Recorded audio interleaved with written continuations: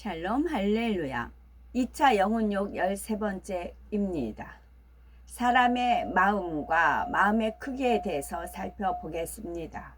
사람들은 마음이라는 말을 많이 쓰는데 정작 마음이 무엇입니까? 라고 물어보면 정확하게 대답할 수 있는 사람은 없다시피 하지요.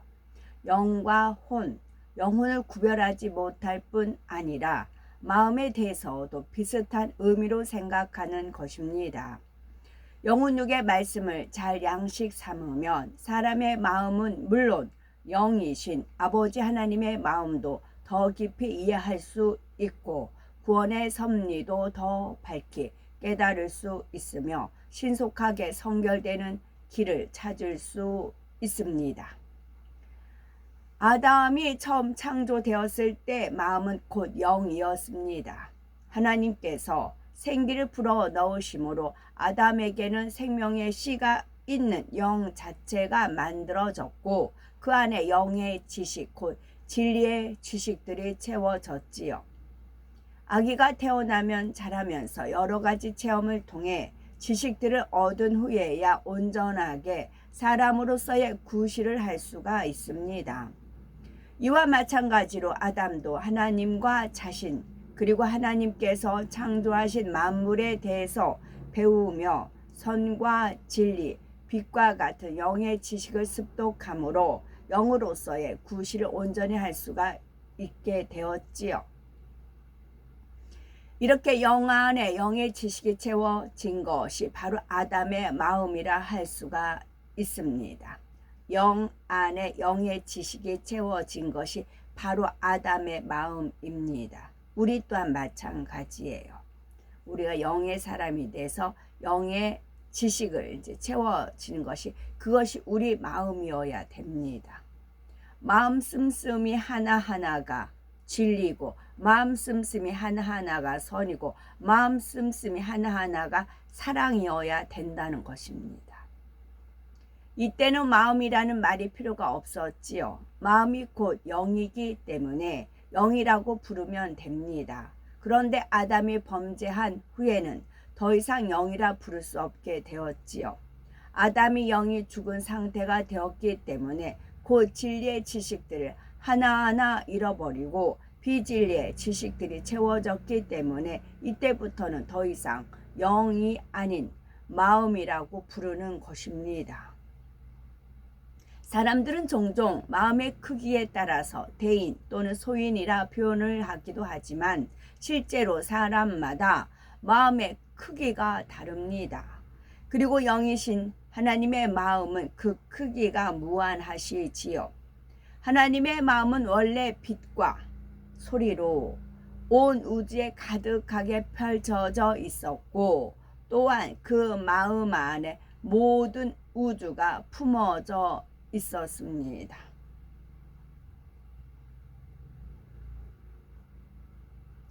그 우주 안에 하나님께서 영의 세계도 만드셨고 육의 세상도 만드셨으며 지구와 천지 만물을 창조하고 다스리셨지요.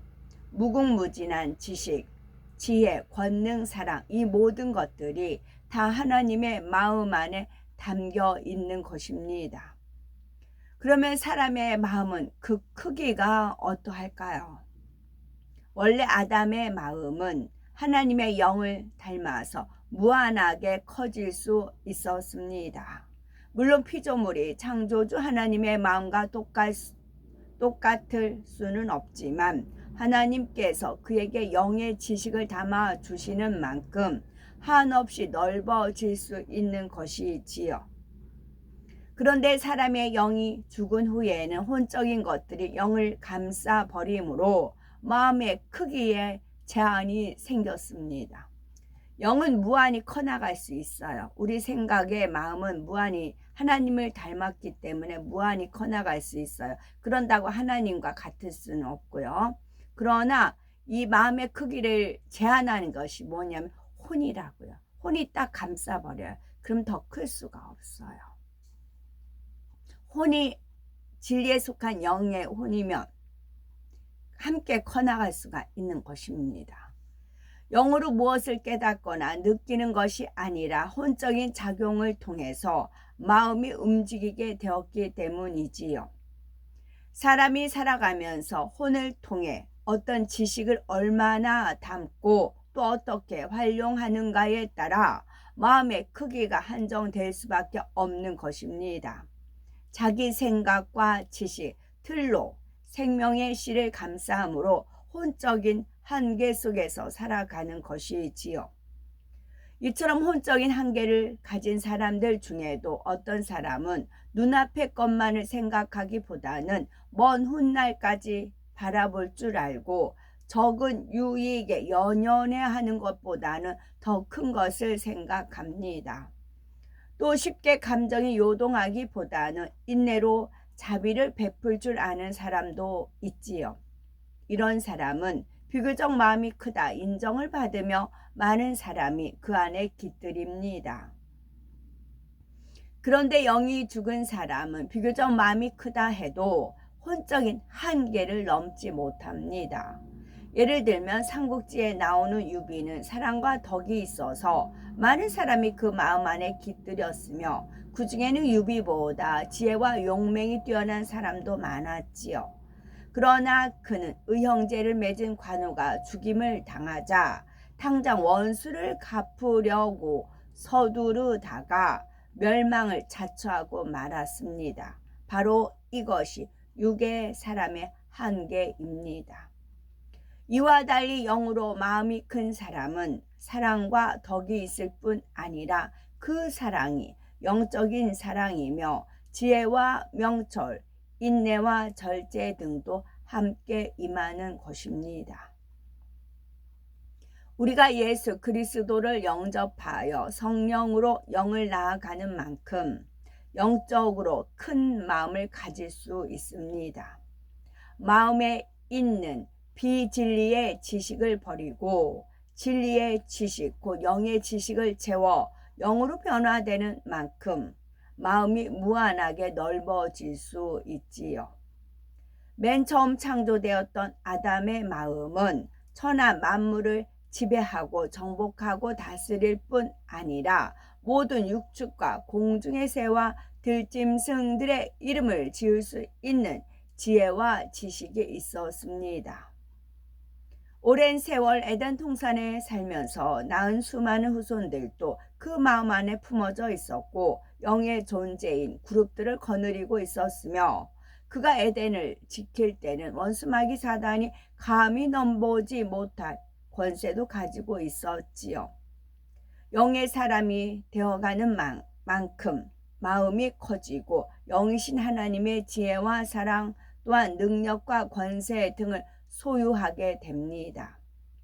단지 눈에 보이는 육의 세계만이 아니라 신령한 영의 세계까지도 그 마음에 품어지기 때문에 육의 사람으로서는 알 수 없는 것을 알 수 있으며 육의 사람으로서는 할 수 없는 것을 하게 됩니다. 그러니 육의 사람들이 이렇게 영의 사람, 마음이 큰 사람들을 볼 때 마치 신처럼 여기게 되지요. 아버지 하나님의 마음과 영의 세계의 크기가 무한하며 영의 사람만이 그 세계를 알 수가 있습니다. 영의 세계에 속한 사람의 마음 또한 영의 사람만이 느끼며 알 수가 있는 것이지요. 육에 있는 사람들은 영의 사람의 마음을 알 수 없기에 많은 판단이 나옵니다. 하나님께서 믿음의 조상 아브라함에게 독자 이삭을 제물로 바치라 하셨을 때 혹자는 아브라함은 그 말씀에 순종하기가 너무나 힘들었을 것이다. 이삭을 번제로 드리기 위해 산에 오르면서도 몇 번이고 되돌아오고 싶었을 것이다 라고 생각하지요. 그러나 하나님의 권능과 선하심을 전적으로 신뢰한 아브라함은 한치의 망설임이 없이 이삭을 드릴 수 있었습니다. 육에 있는 사람들은 아브라함과 같은 높은 차원의 믿음과 순종에 대해서 이해할 수 없으며 자기적인 기준에 맞춰 생각하기 때문에 오해를 하는 것입니다. 또 열왕기상 19장 4절을 보면 엘리야 선지자가 하나님 앞에 탄식하는 장면이 나오지요. 이에 대해서 어떤 사람은 너무 힘든 고난을 당하게 되면 하나님을 원망하면서 차라리 죽고 싶다 하는 것처럼 엘리야도 그런 원망의 기도를 했다고 오해를 합니다.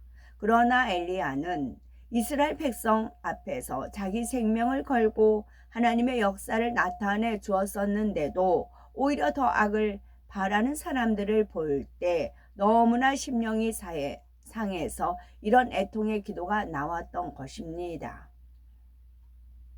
영의 마음을 가진 사람들에 대해서는 자신이 영의 마음을 이룬 만큼 성령의 음성을 듣는 만큼 깨달을 수 있습니다.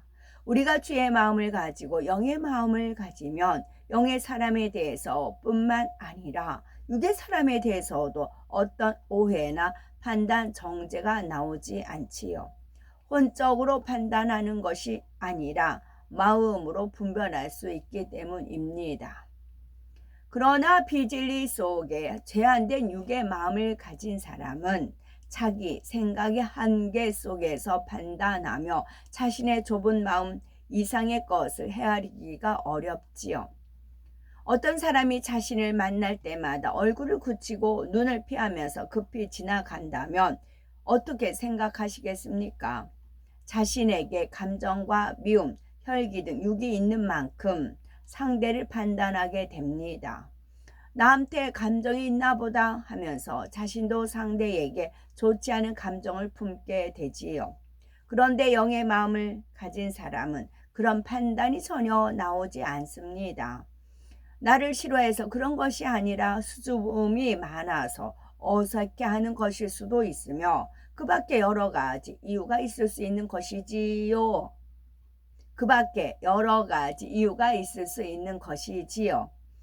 그리고 필요하다면 성령께서 역사하심으로 마음의 정확한 사실을 깨닫게 해주시고 화평을 이룰 수 있도록 역사해 주십니다.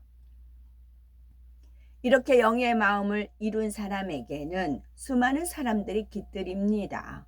교회 안에서도 주의 종이 얼마나 영의 마음, 큰 마음을 가졌느냐에 따라 그 마음 안에 수많은 영혼들이 깃들이게 되지요. 찌르고 부딪혀오는 양떼, 육정이 양떼라 해도 다 이해하고 참아주고 넉넉히 품어주니 자연히 부응하게 되는 것입니다. 사업터, 일터에서도 우리가 영으로 이루어서 마음을 넓히는 만큼 더 많은 사람들의 마음을 살 수 있고 지혜도 능력도 커집니다. 그러나 성령의 음성을 듣고 인도를 받으니 무엇을 하든지 좋은 열매를 거둘 수 있지요. 더구나 그러나가 아니고 사업터 일터도 우리가 영으로 이루어 마음을 넓히는 만큼 더 많은 사람들의 마음을 살 수 있고 지혜도 능력도 커집니다. 더구나 성령의 음성을 듣고 인도를 받으니 무엇을 하든지 좋은 열매를 거둘 수 있습니다. 우리가 온전히 영의 마음을 이루기 위해서는 마음의 구성, 성분을 알아야 하지요. 우리 마음에는 선을 쫓기 원하는 명백한 진리의 마음과 명백하게 악한 비진리의 마음도 있습니다. 물론 사람마다 이 진리와 비진리의 비중이 다르지요. 그런데 두 가지 마음과 또 다른 하나의 마음이 있는데 바로 본성이라는 것입니다. 본성 속에는 진리와 비진리가 섞여 있는데 이 본성 속에 있는 비진리를 스스로 발견하지 못하여 영으로 들어가지 못하는 경우가 있습니다. 그렇다면 본성이라는 것은 과연 어떻게 만들어졌으며 어떻게 본성 속에 비진리를 발견하여 버릴 수가 있는 걸까요? 본인들은 본성 하나님의 말씀에 비추지 않으면 본인이 그렇게 살아왔기 때문에 이게 비진리다, 악이다라고 생각을 안 해요. 그냥 본인이 이렇게 만들어졌고 선한 양심 속에 만들어졌다 생각하기 때문에 그래요. 하나님의 말씀을 비추었을 때 저거 비진리야 라고 알 수가 있는 겁니다. 거울을 봐야 내 얼굴에 뭐가 있으면 없애는 것처럼 그렇게 돼요. 그래서 유튜브 상에 더 영으로 들어가기 원하는 그런 분들이 있으면 비질이 본인은 그냥 의뢰있게 하지만 확연히 드러나게 비질리가 있어요. 그러면 그냥 스무스하게 넘어가요. 그러면 저는 안타까워서 그러죠. 저 버려야지. 버려야지. 그냥 나 원래 이래요 그러지 말고 버려야 되는 겁니다. 나 원래 이런 사람이야. 그러면은 타협하는 거예요. 안 버려져요. 부인을 해야 됩니다. 철저하게. 그거를 죄로 여기고 악으로 악은 모양이라도 버리라 그랬잖아요. 악은 모양이라도 버려라. 그래야 버려집니다. 그래야 영으로 들어갑니다. 그래야 우리 마음이 영입니다. 생각하는 게 선이고 생각하는 게 진리고 생각하는 게 사랑이고 그러다 보면 행함이 그렇게 나오는 것입니다. 어떤 사람들은 교회에 다니면 사람이 좁아지거나 편벽되어진다고 오해를 하며 술, 담배를 끊으니 사업하는 데도 어려움이 있다고 말하기도 합니다. 하지만 영의 마음을 이루면 결코 좁아지는 것이 아니라 하나님 안에서 무궁무진하게 넓어지며 모든 것을 마음에 품는 대로 이룰 수 있지요. 육의 사람들과 세상적인 교제를 하지 않고 서로 육의 것들을 주고받지 않는다 해도 하나님의 지혜를 가지고 그들을 이해하고 포용할 수 있으며 지배하고 다스릴 수도 있는 것입니다. 또한 영의 마음을 이루면 곧 주님과 아버지 하나님과 마음이 하나 되니 무엇이나 구하는 대로 응답을 받습니다. 그 축복으로 인해 세상 사람들 앞에서도 하나님께 사랑받는 증거를 보일 수가 있지요. 부지런히 하나님의 말씀을 양식 삼아 무한한 영의 지식들을 쥐어 나가심으로 세상 사람들 같이 육의 한계 속에서 좁아지는 것이 아니라 만물을 지배하고 정복하고 다스리던 아담과 같이 넓고 큰 마음을 이루시는 복되고 복된 우리가 됐으면 좋겠습니다. 아멘.